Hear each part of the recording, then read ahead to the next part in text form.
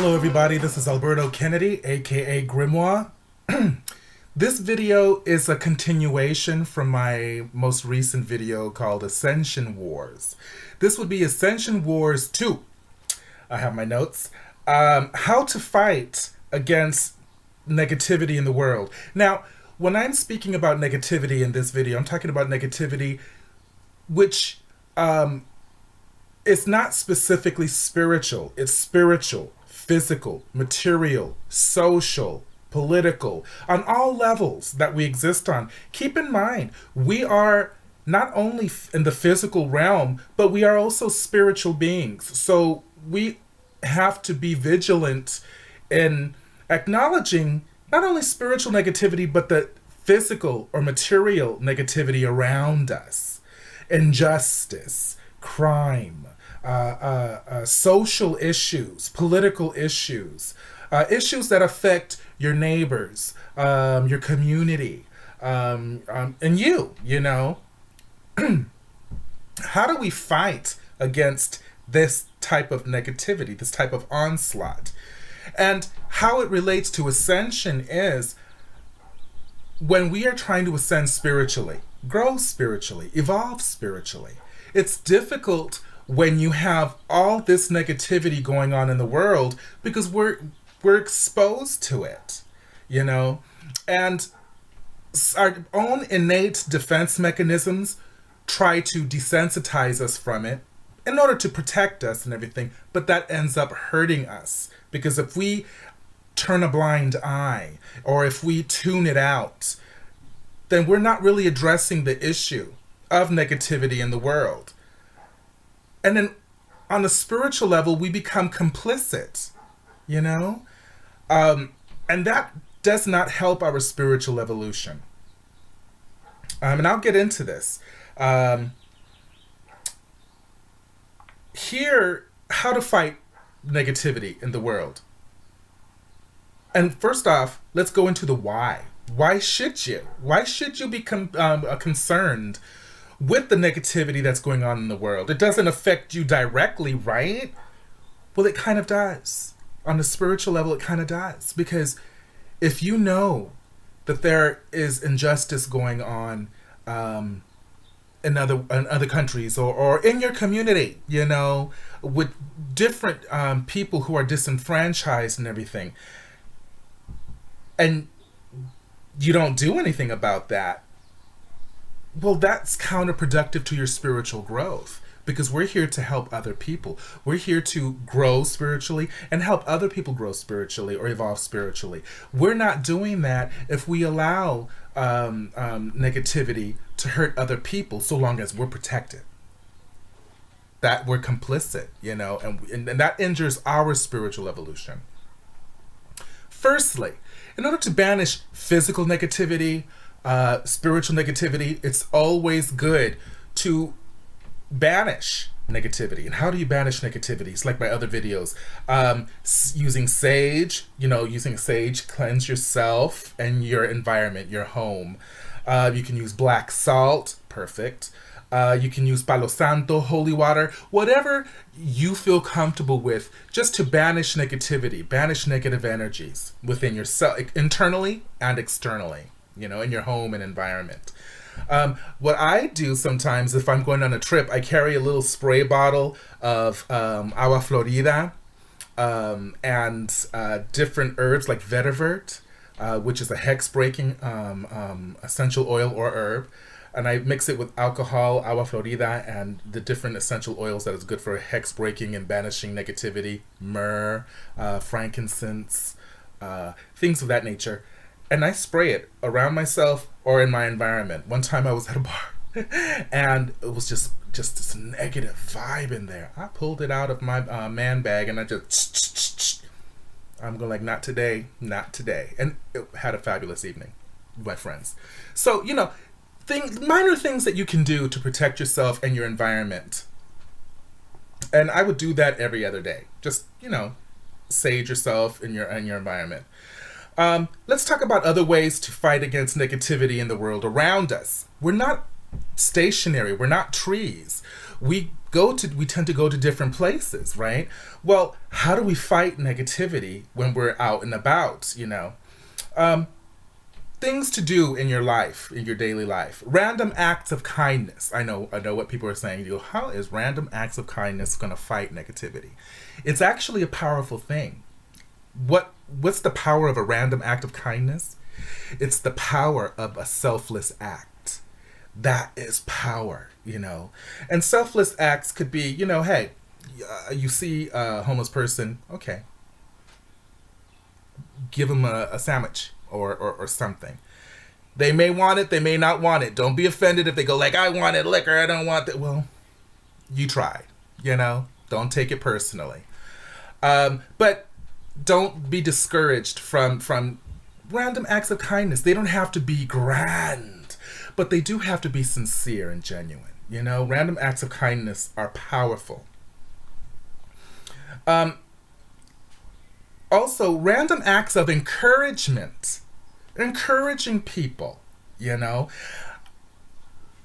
What I try to do is when I'm out and about and I see somebody having a hard time or whatnot, and they do something, you know, helpful, like walking an elderly person across the street. That's sweet. How sweet is that? You know, or somebody doing something really awesome like that, you know. You walk up to that person and say, hey, I don't want to take too much time from your life, but I saw what you did and that was awesome. Good job. And just walk away. They go like, oh, wow, you know. Random acts of encouragement, you know, and be creative, you know, about your encouraging other people. Not a lot of people do that, you know. I remember recently when I'm a caregiver, I take care of my mom and I go with her to her doctors and whatnot. Well, my mom, we were doing shopping and we were at Walmart, where I guess they have a McDonald's in there. And this worker there, she was having a hard time because this lady was going in on her because she had a bit of an accent. And the lady was just being over the top, just, you know, it was unneeded. It was unnecessary. And she was just really attacking this girl. I saw this and it hit me in my stomach and it just, I couldn't let that go. I'm going like, no, I'm gonna have to say something. And so when it was my turn, and I saw her frustrated, I said, okay, I got my order in. I said, oh, and by the way, and she looked at me, she thought I was going to go in on her. I'm like, this, you're doing a fabulous job. Don't let, that lady wasn't back at me, just, don't let this affect this. You're doing great. Good job. She almost started crying. She goes, thank you. And, you know, I made her day. I gave her that encouragement, you know, because she really needed it, you know. And it was just words. It was just words. Words are free. And it helped. We're so skilled at using words to argue, to hurt, to do. Do we really concentrate on using words to heal, to help, to encourage, to, you know, do we? We let's do that. That's a surefire way to heal the other person. And when you do good works like those, because these are good works, it heals yourself.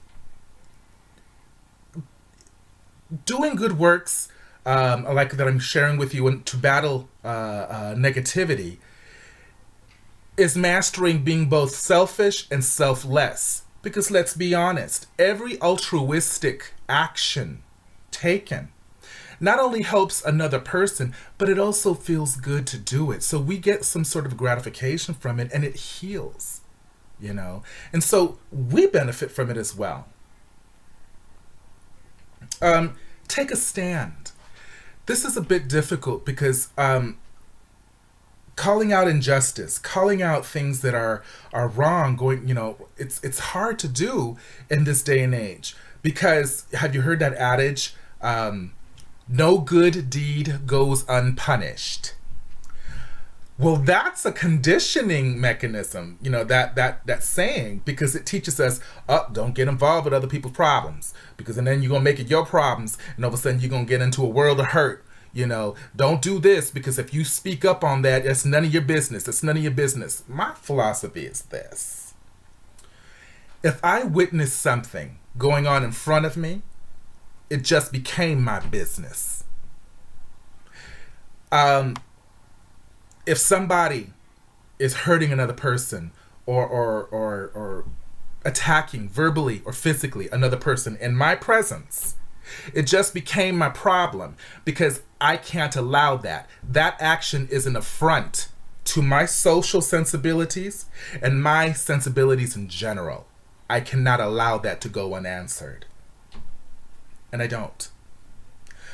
And if I did, just say, oh, that person's going off on that person, I feel so bad, but it's not my problem, none of my business. That's Nacho's. Nacho problem.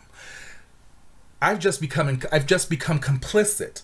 My non-action has endorsed theirs. I can't allow that because then that affects me spiritually. That weighs upon me. And so, for example, a long time ago when I was younger, I was walking to my friend's house, and I lived in Santa Barbara at the time. I was walking up on State Street. That's the main street in Santa Barbara, and I saw this one guy in a suit and tie, and he had red pinpricks all over him, and these other guys were around him with something sharp. And I thought, is this an act? Is this because there was people surrounded this whole situation, and the guy was pushing the guy away and screaming because the other guy was poking, and the other guy looked like a little gangbanger-ish, and with his friends egging him on. But I saw the circle surround them, and all kinds of witnesses, bystanders were just watching. And I was walking up and I said, I should just cross the street. I don't want to be involved. And I'm going like, no, I can't. I just walked. And I pierced the little bystanders. I walked in the middle of what was happening, and I saw this guy. I said, oh, hell no. I looked at the guy at the tie. I said, you, run. Go. And he just ran. I looked at the people, the people with this one guy in particular with the little shank, a sticker. That was red with the other guy's blood. And I'm going like, what are you doing? You can't, what are you doing? Get out of here. And the guy tried to stick me. Well, I'm big boned it. And I handled my business. And when they all ran, I looked at everybody around. I said, not one of you could have stuck up for that guy when you saw that he was getting stuck. Not one of you. You just sit there and just watch. All of you sicken me. Grow a spine. And I had thrown my glasses before I got into that little Donnybrook. And this older gentleman found my glasses, and he looked at me and he gave my glasses. He goes, not all of us are assholes. I took my glasses, I looked at him, I said, thank you, and I just kept on walking. Get involved. I know it's dangerous sometimes to get involved. I know, and this is why some people don't get involved. Let's just be honest. Fear. People have families. People have jobs. People have social standing, political standing, whatever. A multitude of reasons not to get involved because it's dangerous sometimes to get involved and to stand up for somebody or to take a stand in general. There's direct ways and indirect ways to take a stand. There is you can march, you can be an activist, you can do things for social change and whatnot. That's awesome. Or you can find other indirect ways, so that way you protect yourself. There's nothing wrong with that, but just get involved. Take a stand for yourself and for others. And that's really important to combat negativity on all levels. I'm thinking right now, I remember when I was going to college, I never continued my collegiate schooling because I was broke and I was going through financial aid, and I was dealing with this one counselor who was a bit of a dick, and I needed money for my books. And it had been 2 weeks that had gone by. School had already started. Class had already started. We were getting assignments. I didn't have my books. And I walked up to him. I went to his office. And he would not see me. I don't know what the disconnect was. He just did not like me. And I don't understand because I wasn't being I didn't give him any reason not to. I was very agachon, very, very submissive, very, cool, try to keep it down, I need my books. I need to learn. And when I asked him, it's already 2 weeks and I need my books and you haven't even started the paperwork. I'm going to flunk these classes. This guy looked at me, leaned back in his chair, and he said, "What rock did you crawl out of?" I walked out of that class. I filed a complaint, and then I spoke to his supervisor. I don't know what this guy was at that time. And the supervisor said, "Why are you in my office?" I'm going, "Because I need my books and I haven't gotten my books. It's already 2 weeks. I'm going to flunk my classes." And I qualified for financial aid. I don't understand what the disconnect is. And I know other people have gone through the same issue. And I'm speaking for them just as I'm speaking for myself. This is not okay. And he goes, "You know what happens to people that stand up, the people that fight for what's right?" He goes, "First they do it, then they're gone. You're nobody." When he told me this, it crushed me, left a bad taste in my mouth. I just walked out. I dropped out. And I look back in retrospect and I feel so angry at myself for letting them do that to me. But I didn't take a stand. I didn't follow through. So I injured myself and I injured a lot of other people that were going through the same thing. That's why taking a stand is so important to me. To correct that, there's a happy upside to this story. I started working. I worked at a law office. My mom was a paralegal at the time. I started working at attorney law offices. I learned a great deal. I started working for local government in Santa Barbara County. I learned a great deal. Child support services, the DA office. I did legal research. I started working to help the mentally ill, the disabled, the homeless, people in recovery, human social services. I started working in places that made a difference because that's what that situation ignited in me. Take a stand. It's important. In whatever category you feel comfortable with, but take a stand. That's an excellent way to fight against negativity in your life and in the lives of others. I'll conclude with different strategic involvement, because sometimes it's very difficult for some people to get involved in fighting negativity because it can consume your entire life. And it can put you in danger because there are people who will punish you for trying to make a difference. Look at the students now, the students that have been marching, the Parkland survivors, the students who survived that attempted massacre and whatnot. Look at how they are being reviled, they are being berated, they are being just dragged through the mud for surviving an attempted massacre, for trying to affect change, not just for them, but for others and the future. Fighting for what's right can put you in harm's way, but it's worth it, for you and for the people that you're fighting for. Different strategic involvement that if you can't march, if you can't be directly in the trenches fighting for change for the world and whatnot, there's different ways to do it. Let me address this too. A lot of people quote this saying to me, rather than change the world, why don't you just work on changing yourself? Well, that's sweet. That's a sweet sentiment. My counter to that would be, well, I understand where that's coming from. I fight to change the world and I fight to change myself. I am a multifaceted individual. I can do both at the same freaking time. And I do. And I impart that to you. You can too, Different strategic, different ways to be strategically involved. Inspire others. Empower others. mentor others, teach and speak your truth on what you know and what you have experienced. We need you. Call your senator. Call representatives. You're a voter. You have power.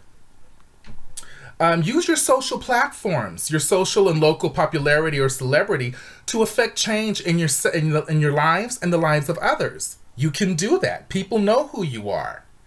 You know, I'm grateful to have friends, and I'll conclude with this, that are helping others and themselves. I have friends who who are foster parents for cats and dogs, and they temporarily house them and find homes for them, or while they're finding homes, and they're actively involved in helping these animals, so they don't get euthanized. That's so awesome, you know. I have other people who regularly donate food, clothing, for the homeless, or for homeless families that are in shelters and temporary housing. I have other people who are MFTs, marriage family therapists, who actually have a desire to help people on a psychological level. These are just some ways. There's a multitude of ways. What's your way that you can give to the world, that you can help people, that you can act, that you can take a stand? You know, think about this, because these are very powerful ways to battle negativity on all levels, not just the spiritual, but all levels. You know, we need that right now. And this is how you counteract the negativity. This is how we fight for our spiritual ascension. This is how we fight for the spiritual ascension of others. This is how we fight to change the world and ourselves at the same time. This is how we fight, and this is how we win. Let's all bring light to dark places. And that's what I wanted to give you guys today. I hope this information finds you well, and I hope you're inspired. And leave a comment. Let me know what you think. I really do appreciate all the feedback that I've gotten. I'm not in this to get subscribers and to build up my fan base. No, I'm here trying to give you guys information and tips, helpful tips and whatnot, so you guys can help change the world, and heal yourself, heal others. And that's what I'm in it for, you know? So it's okay if my numbers are low. I'm not getting paid either way, you know? But this is coming from my heart, and I wanted to share it with you. And I'm using this platform to change the world and to heal myself. Thank you guys for watching. More videos coming soon. Bye-bye. Let's all bring light to dark places.